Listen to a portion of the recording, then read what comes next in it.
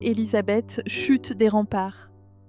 La robe, encre de soie, l'entraîne vers la mer turquoise. Et Jack saute, simplement. Il n'y a pas de décision ici.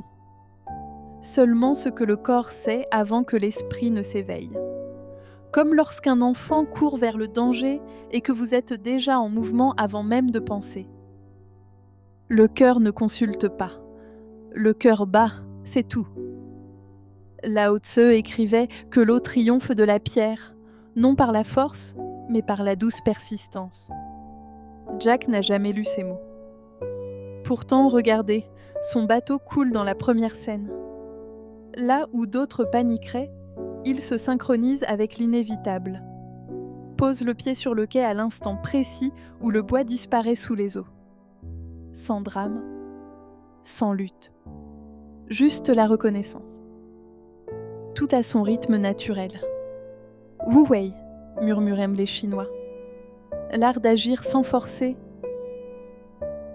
Prisonnier à Port-Royal, Jack n'essaie pas de forcer les barreaux. Il parle aux gardes du Pearl, use d'un os pour attirer le chien aux clés. Non par force, mais par patience. Quand il échoue, il accepte. Quand les pirates attaquent, la cellule devient bouclier. Celui qui sait ne parle pas. Celui qui parle ne sait pas. Jack parle sans cesse. Mais écoutez attentivement. Il ne révèle jamais l'essentiel. Ses mots sont fumée. Ses actes, feu. Will Turner vit l'opposé du Wu Wei. Dans la forge, chaque coup contre Jack est force brute, cherchant à dominer. Will attaque selon les codes classiques de l'escrime. Jack répond par l'inattendu, jette du sable dans les yeux, transforme les chaînes en armes, fait de la forge une alliée. Quand les gens voient certains comme beaux, d'autres deviennent laids. Will voit honneur et déshonneur.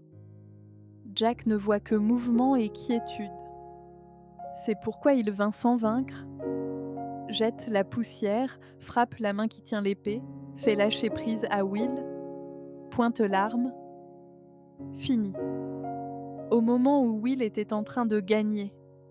Plus tard, découvrant que Bootstrap est son père, Will négocie avec Davy Jones, créant 3 nouveaux problèmes pour chaque solution. Il nage contre le courant qui se renforce. Elisabeth apprend lentement. À la cérémonie, elle tente de tout contrôler. Le corset qui étouffe, les conventions qui étranglent. L'évanouissement n'est pas un accident. C'est le corps qui rejette l'excès, qui dit « cesse de lutter contre la marée ». Commence à danser. Le Tao qu'on peut nommer n'est pas le Tao éternel.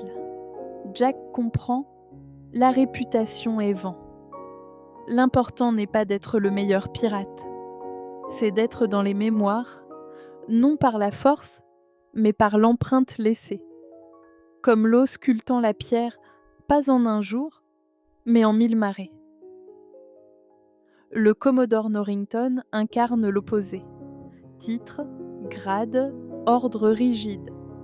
Quand il perd tout dans le second film, il découvre que ses médailles étaient des chaînes dorées. Jack n'a jamais eu de médaille. Il n'a donc jamais eu besoin de les perdre pour être libre. Les pirates ont des codes. Règles sur la loyauté, les trésors, les conduites. Jack connaît la partition. Il improvise éternellement. À Tortuga, Giselle et Scarlett, 2 femmes avec des raisons de le haïr. Il ne nie pas. Ne ment pas, ne se bat pas, accepte les gifles comme chorégraphie. Transforme l'agression en danse.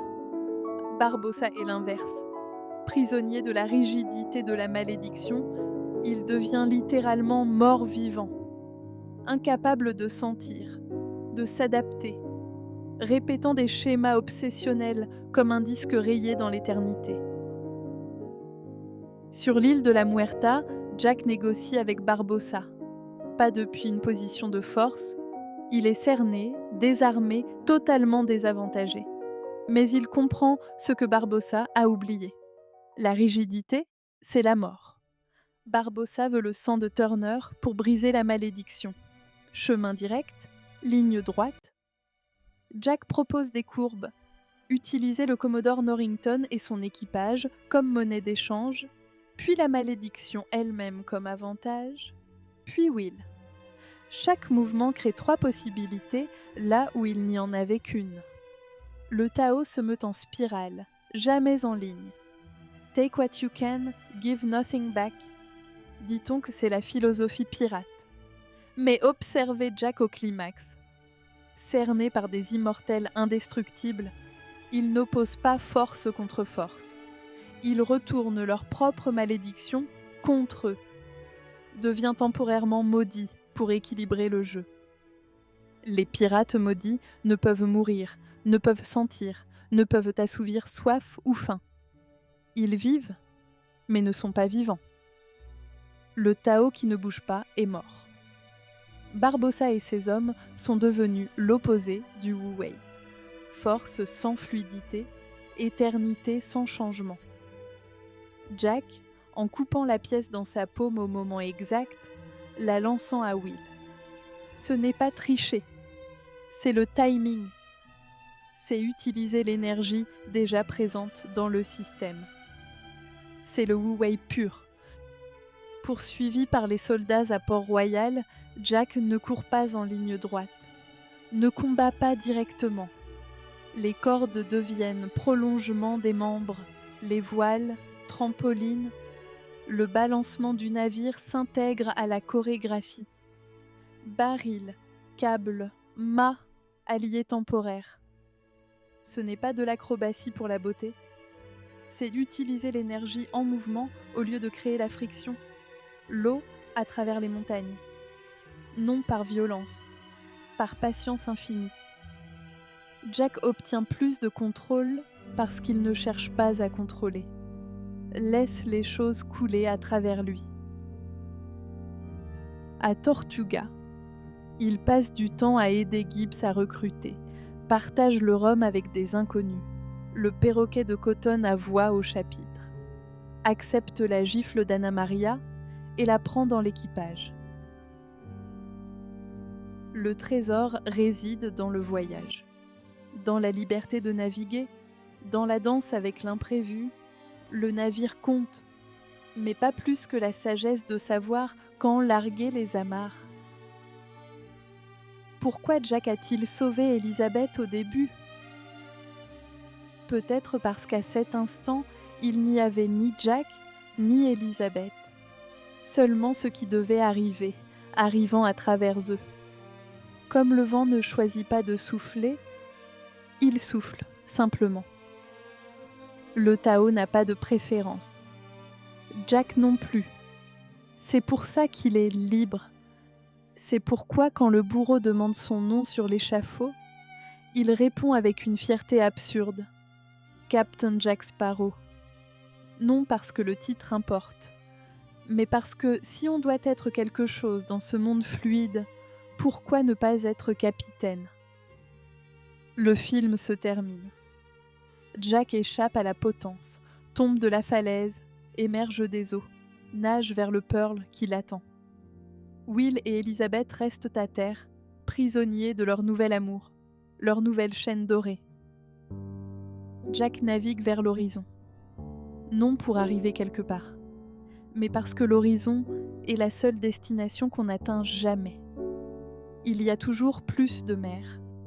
Il y a toujours plus de ciel. Le Tao est comme la mer. Tous les fleuves coulent vers lui, mais il ne déborde jamais. Jack est fleuve coulant vers la mer. Jack est mer acceptant le fleuve. Jack est le mouvement entre les deux.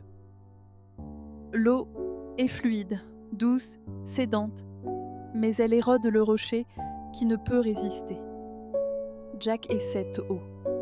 Tandis que d'autres apprennent par la souffrance de la résistance, Will luttant contre son héritage, Elizabeth contre sa nature, Barbossa contre la malédiction, Jack navigue simplement. comme il a toujours navigué, comme il naviguera toujours, parce que la mer, comme le Tao, ne négocie pas avec nos plans, mais elle offre toujours un chemin. À qui sait ne pas forcer. Sa vie,